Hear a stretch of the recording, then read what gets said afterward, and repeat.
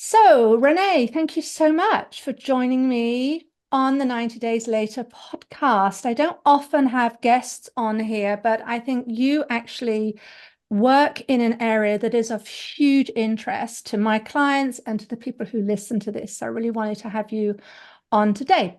So maybe the first thing we should do is we should get you to introduce yourself so that everybody knows what we're going to be talking about. Absolutely. Well, thank you so much for having me. My name is Renay Roberts, and I actually live in Toronto, Canada. And I'm a longevity coach, and I specialize in nutrition, sleep, stress management, and clinical hypnosis. So, another thing that I'm adding to my certifications is functional genomics as well, which is quite exciting. So, that'll allow me to harness the power of DNA testing to craft a tailored lifestyle strategy based on your genetic makeup, which is really cool. So yeah, that's kind of what I do in a nutshell. I've been a sleep coach for a number of years, even though, I do have specialties in nutrition and stress management and hypnosis as well. Funny enough, as a sleep coach, the reason why I became a clinical hypnotist is because of being a sleep coach, because um, hypnotherapy is a really good way to help people fall asleep, help yourself fall asleep as well. So that was one of the things I added because of being a sleep coach. So, yeah, so that's a little bit about what I do. Fantastic. I've got a feeling we might have you back on in the future to come and talk about some of the other things. But today we're really going to talk about sleep because this is a huge thing, as I said, that I work with my clients on and I'm reading about all the time in message boards and so on. So what would you say are the most common? So before we get specifically into alcohol, what are the more common sleep issues, I guess you would call that you deal with? How does that show up for people? I think there are two major ones. Well, either you can't fall asleep or you can't stay asleep. I mean, I think those are the two big issues. I mean, people can come to me for other issues, and we realize then it's because they're not getting good quality sleep. So if you're not getting good quality sleep, it can manifest in so many different ways. But typically, yeah, people when they come to a sleep coach, like wake up every night and I cannot fall back asleep, or I just lay there for hours and can't get to sleep. So those are the two common. Okay, okay. So then one of the things that I frequently hear is people tell me, and they're actually nervous, probably because they're nervous about waking up and they're nervous about going to sleep or not being able to sleep. And they have a drink and then they fall asleep. But then what happens is, of course, then it's pretty poor sleep, and then they wake up in 3 in the morning. They sit in the afternoon, 3 in the morning, and then they can't sleep. So we kind of go through this thing where we say, I know logically it doesn't help me sleep, but actually, Anna, it really does. And we want to get out of it. So what would you say? What are your thoughts on that and the role that alcohol plays there, and this fear of not being able to sleep? Yeah, alcohol plays a huge role in your sleep quality for a number of reasons. But I think what I should do is just talk a little bit about what happens when we sleep at night, because Yeah. that makes a huge difference. And then it'll make you, kind of understand a little bit how alcohol affects your sleep quality. So when we sleep at night, our bodies are doing a lot of work, and we have sleep cycles, and we go through a number of sleep cycles per night, anywhere maybe from 5 to 7 sleep cycles. Each cycle is roughly about 90 minutes in length, give or take, depending on the individual. Of course, everybody's different, but typically on average 90 minutes. And during that 90 minutes, you cycle through different sleep stages. So you have your lights. You have and it's the stages are N1, N2, N3, and N4. N1 is your doze off stage. I don't really talk about it. It's the stage where if you're falling asleep, so say you fall asleep in a chair or on your couch and you head bobs and you wake yourself up. Yeah. You're Mhm. basically that was N1. It was like you're easily aroused, you can easily get out of it. You're in it only for a few minutes and then you head into your other stages. So there's a light sleep, Mhm. which is what you're in half of the night. And then you have deep sleep and you have REM sleep. So those are the stages that you go through. And through the night, you basically go in and out of each of those stages. Typically, what happens is you get most of your deep sleep in the beginning of the night, and you get most of your REM sleep towards the end of the night. Light sleep happens throughout. Mm-hmm. So what happens when you drink alcohol? Yes, it can make you very drowsy. Alcohol is a depressant, Mm-hmm. so it will relax you. It'll make you very drowsy. It'll make it easy for you to fall asleep. But alcohol really does affect your sleep cycles. It suppresses REM sleep. So you most likely will not get enough REM sleep through the night. And REM sleep is crucial for memory consolidation and emotional processing. So without that sufficient REM sleep, you're going to wake up feeling unrefreshed, Mm. maybe foggy, you'll have the fog Right. brain, whatever, right? Yeah. And you'll feel tired all day. It's because you didn't get enough REM sleep. And your sleep will be a little bit more fragmented as well because just because your body's metabolizing the alcohol. Mm. So alcohol is a toxin, and your body is going to work to remove that toxin from your system first and foremost before anything else. So think about that. At night, you're supposed to be repairing muscle, consolidating memories, all of that stuff. But if you have alcohol in your system, it's going to prioritize that instead. And you might even wake up more often through the night and may not even be aware of it. So your sleep's going to be fragmented, Mm. even if you don't remember that. And Mm. then you'll have a withdrawal effect through the night as well, because as I mentioned, alcohol is a depressant. Mm. And then as it wears off in the middle of the night, your body's going to go through a mini withdrawal, leading to that restlessness and difficulty falling back asleep. And if you follow the Chinese body clock or Chinese medicine, there's that clock that, 24-hour clock that, we have each of our systems go through a process. Well, between 1 a.m. and 3 a.m. in the morning, our liver is doing its thing. Ah. So I find that if you tend to drink, and it doesn't have to be a lot, if you tend to partake the night before and you wake up between 1 and 3 in the morning, Mm-hmm. it's most likely your liver going in detox mode and it's really processing, and it may wake you up if it's having to do a whole lot. You're not getting that good quality sleep because of it. So that's really important for those that drink is Mm.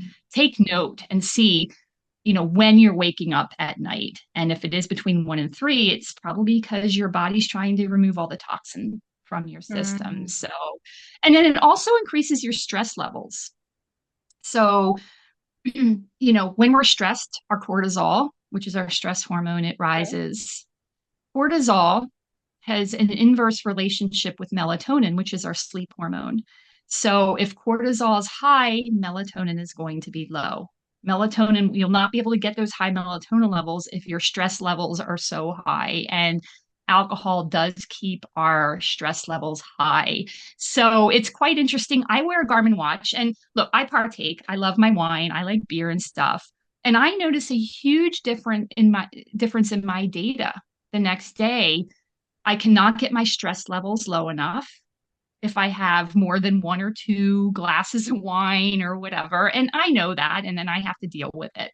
But so that's what happens during the night. So really you're not doing your body any justice by having alcohol, especially if you need that recovery, if you need to, do any kind of repairs like muscle, like if you had a good workout, your body needs that sleep. It needs the good quality sleep to be able to do all that information processing and Right. all of that. And cleaning out toxins, it's very specific, especially for brain health, right? It's cleaning out Mm-hmm. all the um all the garbage from your brain. So it's so important to allow your body to do that. It's I really hope that makes sense. interesting. Yeah, I mean, Yeah. there's a number of things that come up here, but the number one thing actually that because one of the reasons that we drink or people, my clients tell me they drink is because we're stressed, right? We've had a busy Mhm. day and we've got to relax, and it does relax us in the evening, and even just actually the thought of the wine, we're kind of looking, we're anticipating, oh, we're going to feel so good.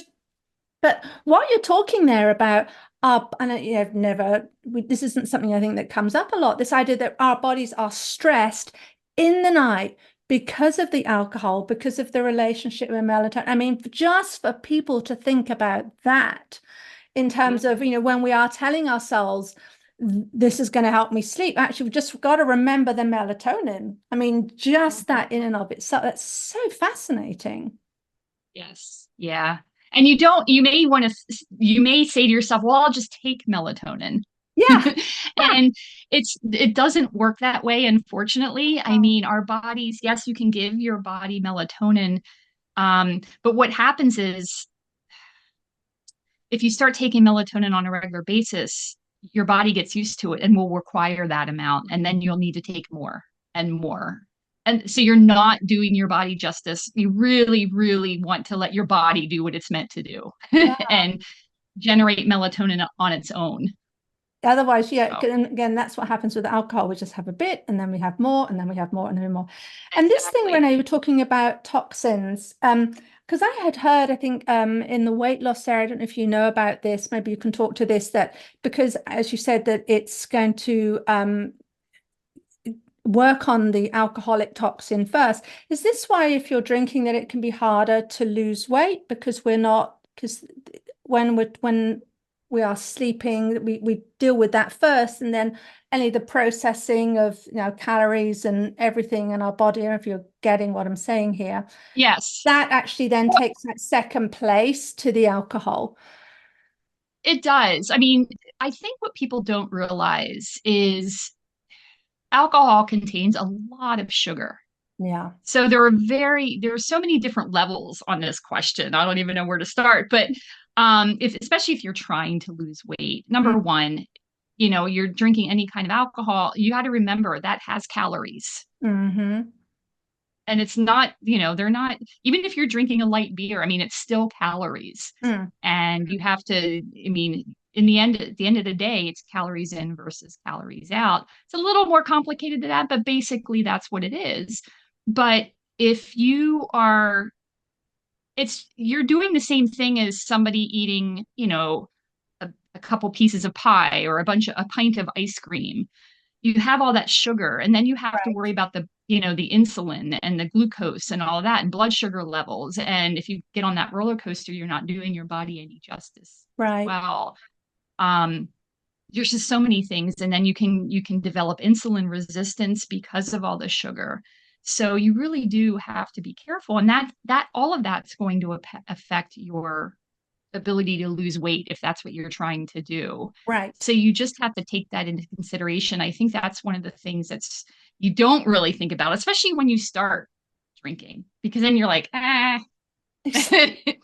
you almost forget, but My it's not snack free. head comes on. Yeah, I'll have a few more chips. Yeah, yeah, yeah, yeah. And But that's true, right? You drink more and then you tend to want to snack more. right. I didn't even say that, but that's true. You Yeah. tend to have the munchies and Yeah.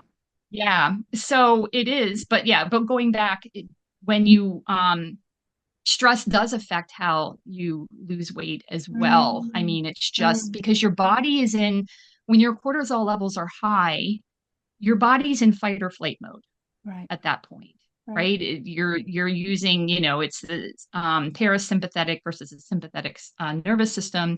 But when your body's in that fight or flight mode, your cortisol levels are high. What happens to everything? So if you think about back in the day when we had to be, we were chased by a saber-toothed tiger or something, Right.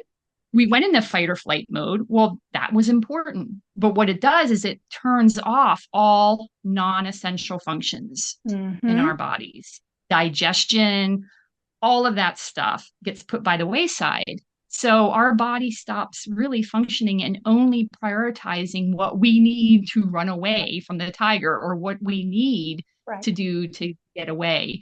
And our bodies don't know the difference between a work deadline and a saber-toothed tiger. So that's the thing. So Mhm. when you're in that stress mode, Mm, you're not digesting like you should. Your right. body's maintaining everything it possibly can because it doesn't know when it's going to need, when we're going to eat again. Because if Right. we're in, being chased and have to hide and all that stuff, we don't know.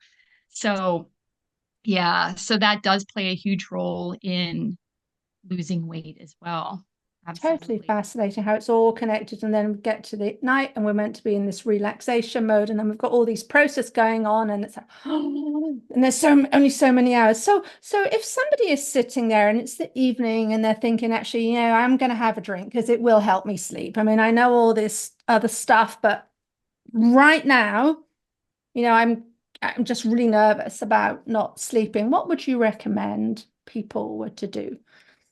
So, I mean, it really depends on exactly why they choose to drink. I think, you have to go into that and really dive in and say, Mhm, okay, is it because as you mentioned earlier, is it routine? Is it because I just need that? I'm just so used to it. mhm, So I always like to advise, try making a mocktail. One of my favorite mocktails, I like using bitters, which, they have alcohol, but you just use a few drops, but it gives you that flavor. mhm, Um, I have a soda stream, so I make carbonated water.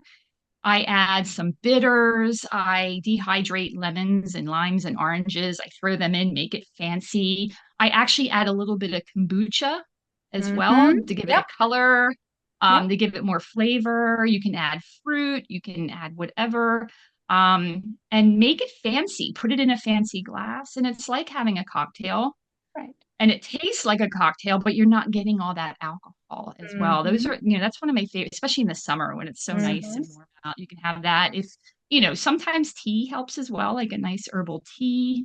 You can have a lot of people. I find it's just the habit of having something to sip on yep, at night yep, when you're, either watching TV or reading a book or whatever it is that you do at night. So if you can grab for something non-alcoholic, obviously that's going to be better. right. The other thing I do recommend is establishing an evening routine that All works for right. you that you can stick to. Mhm, Because our bodies like routine, we can get into a routine really easily. So do all the calming activities during the evening. I don't recommend, as far as like nutrition wise, I'm a big advocate of not eating or drinking 3 hours before bedtime to allow your body to digest anything that's going, that it has in its system at the time. Because you don't want your body digesting while you're sleeping either. mhm, You want it, again, to prioritize on right. what's important. So, try to not partake after dinner. Do those calming activities, time to do stress relieving activities, especially if you are trying to tackle stress, have meditation, breath work, you can do tapping, you can do hypnosis. And it all goes back to that cortisol and melatonin. You're trying to reduce your cortisol levels while letting your melatonin levels naturally rise and get Right, ready for bed. right. So those are some things you can do in the evening, right? Instead of having that drink to Mhm, fall asleep. There are some there's one I haven't tried it yet. I have some powder. It's magnesium is a great calming mineral. I don't typically advise to use supplementation because it's out of my scope, out of my mm, wheelhouse. But magnesium is one of the things that are, one of the herb or minerals that are really important to many processes in our body, but especially getting good quality sleep. So, and most people tend to be, they don't tend to have optimal levels of magnesium in their system. So that is one that yes. sometimes is good for supplementation. And you can get one of the companies, it's a Canadian company, one of the companies I use a lot of their products. They have a magnesium powder that's actually flavored. So it's one of those things you can add, as your mocktail, you can add it in there Oh, I and might look it into gives you that. some, yeah, it uses, I can give you some links if you want to share. Like I said, I have no affiliation with the company. It's just I really like a lot of their products. So um but yeah. So, you can use herbal teas. They have one of my favorite brands of herbal teas is Traditional Medicinals. They have high quality ingredients. They have a lot of blends. They have a lot of calming blends, nighttime blends that you can do. Right. You can also make iced tea with them. It doesn't have to be warm. So you Mm-hmm. still have that feel, the Mm-hmm. feel of having some kind of cocktail. Mm-hmm. So, so those are some things that you can try That's if you great. fear. But to be honest, it may take some time to Right. get out of that habit. You may end up laying in bed for a bit. And I do have a bunch of little tips and tricks around, if you have trouble falling asleep, here's some things you can do. I'd be more than happy to share with you that Yeah, you can give we'll add give a link out. in the show notes. And Yeah. it's again the other way this shows up, and I remember this very, very much was, you do wake up, and it for me it always was around 3. So it's fascinating what you say about the liver. And it's like, what do I do? And one of the things that I teach my clients is to really, you can't change necessarily, what's happening. We can't say, right, I'm going to go to sleep now. It's not, it's like breathing. It's just something, we don't control that actively. But what we can do is just be aware of where we are, think about things like I'm lying on the mattress, so I'm getting some rest, and to how we are so we don't freak out, right, about the Mhm. fact that we're lying there and able Yeah. to sleep, and this is really uncomfortable. Do you have anything else that you would advise that they Yes. can?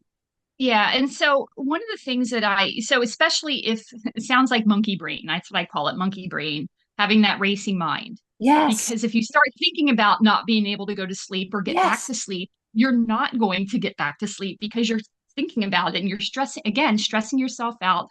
Cortisol levels are rising. You're going to get even more awake. So one of the things that I do recommend, and I already mentioned the meditation, breath work, tapping, hypnosis, all of those things can help mm, when you're trying to fall asleep or go back to sleep.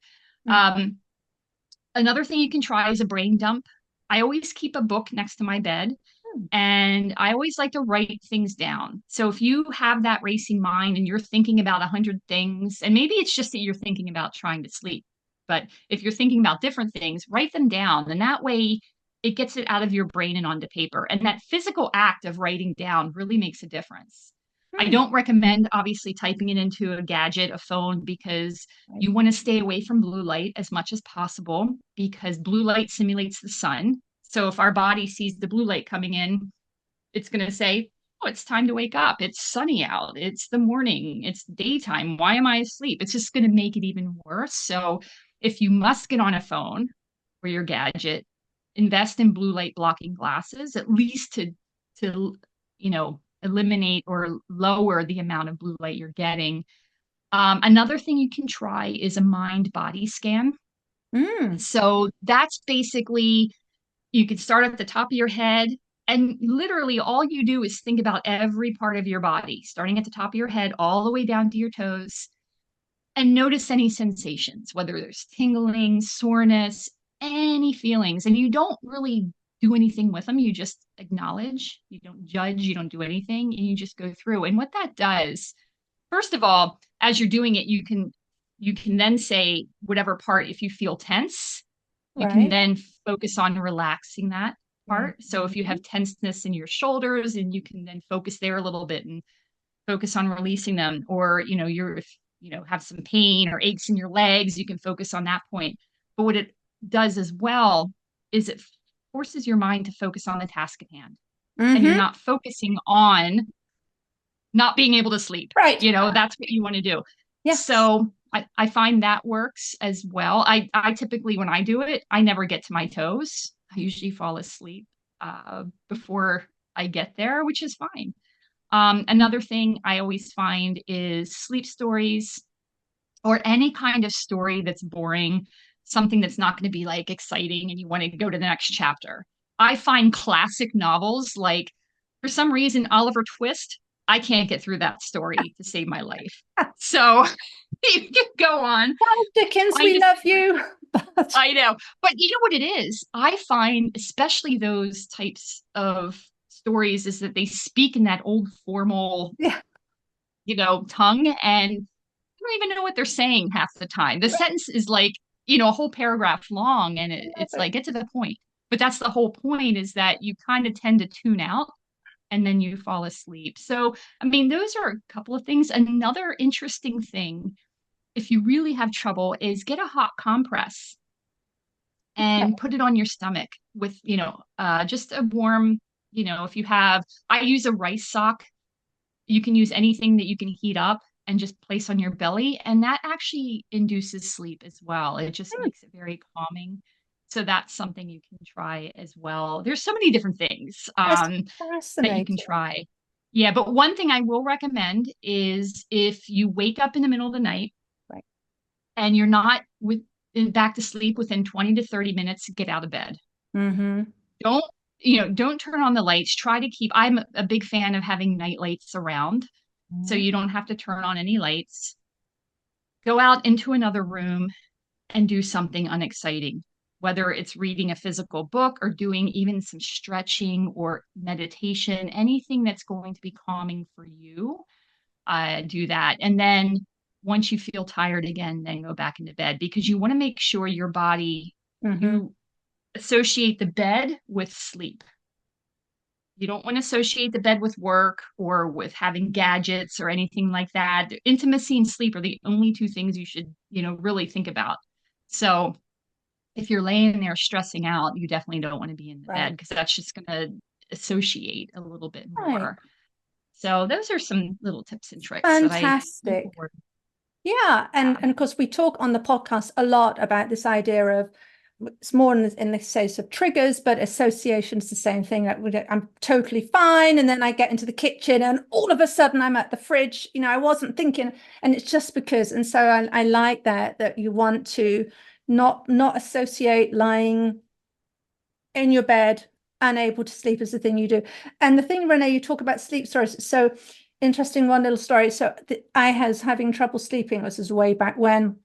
I was chatting to my husband and he was talking about something. I forget what it was. It was tedious, very boring. And I found myself saying to him, tell me a little bit more about that thing. I mean, it was to do with mechanics or something. And I fell asleep. So now the joke is if I get him to say, tell me, he says, no, I'm not playing that anymore. I'm not going to be your reason that you get Oh, sleep. So there we that's go. funny. So Hey, whatever works, no, right? he doesn't listen to the podcast, thank goodness. Well, I hope he doesn't. Brilliant, brilliant, brilliant.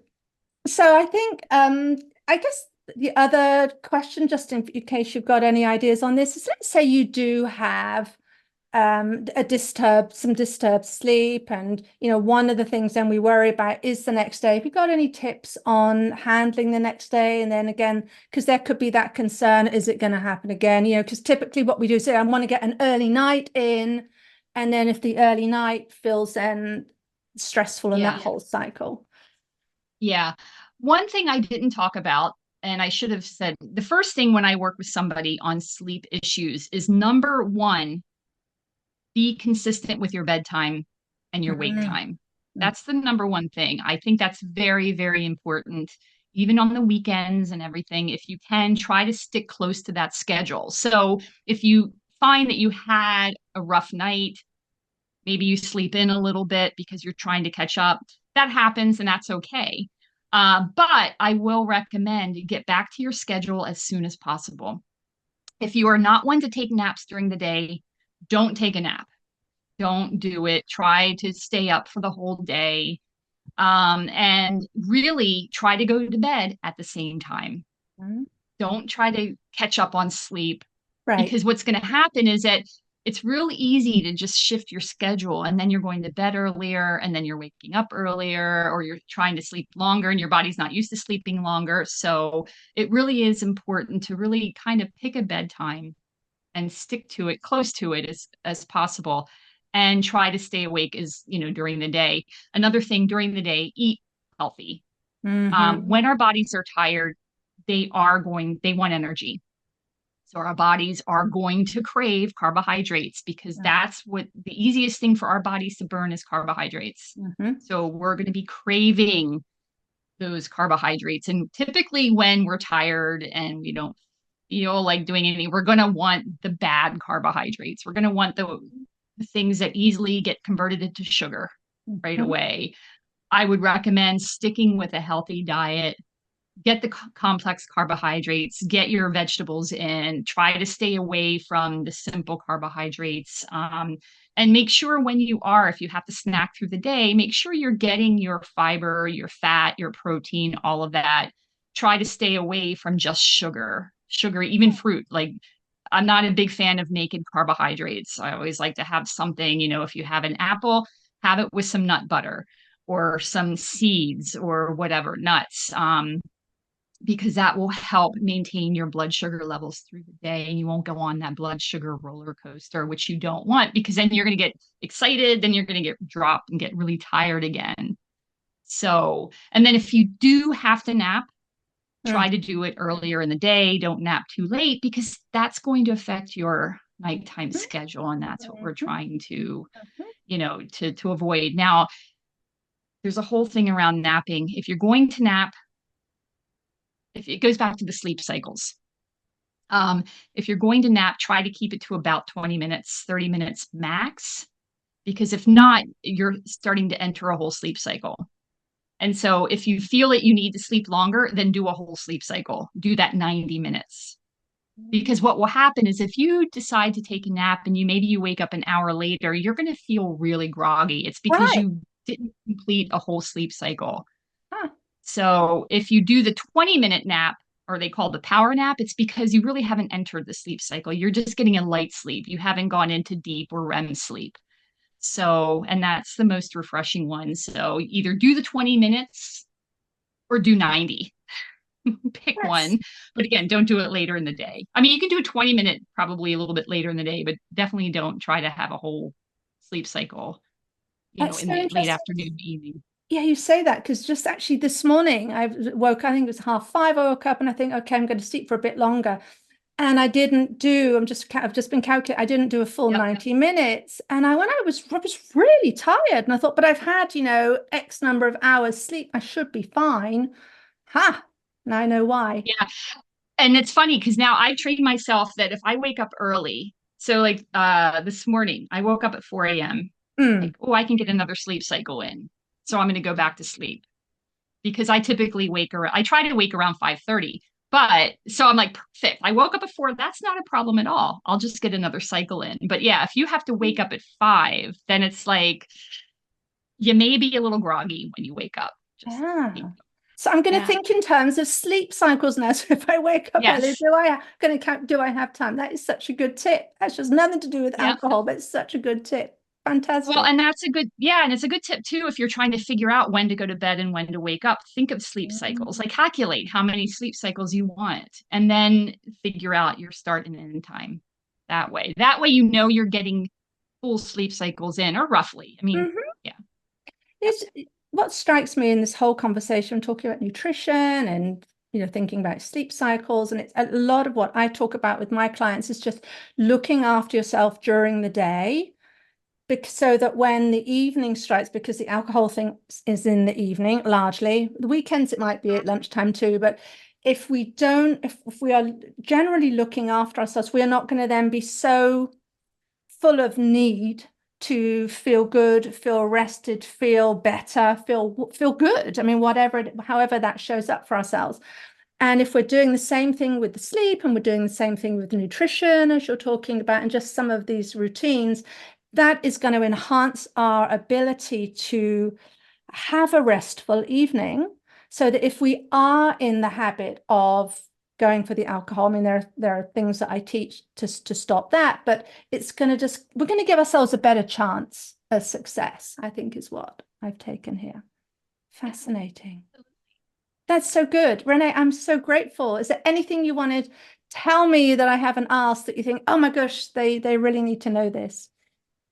I don't think so. I think I've gone through everything, like general stuff. I mean, there's so many reasons why you may not sleep, but when it's related to alcohol, I mean, it's just one of those things that when you drink, just know you're not going to have the best quality sleep that night, and be okay with it Be if you okay with it. are. Like, I Yeah, mean, because and that's the way I take it. Like I said, I like my wine, and I just know going in that, okay, my sleep quality is not going to be the greatest.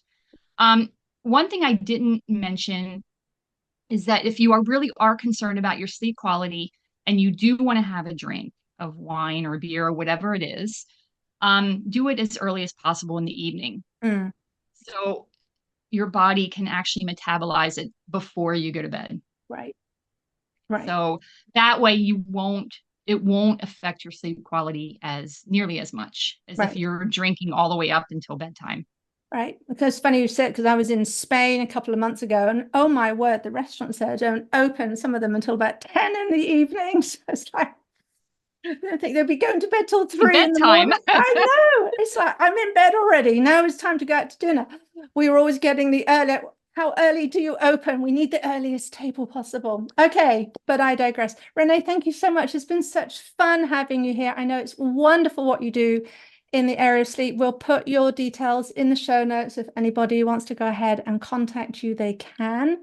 And I hope we'll have you back again. Maybe we can talk about stress and all these other wonderful, fun things. Absolutely. Absolutely. Anytime. I enjoy being on here. Thanks again for allowing me to come on. You're very welcome. All right. Thank you.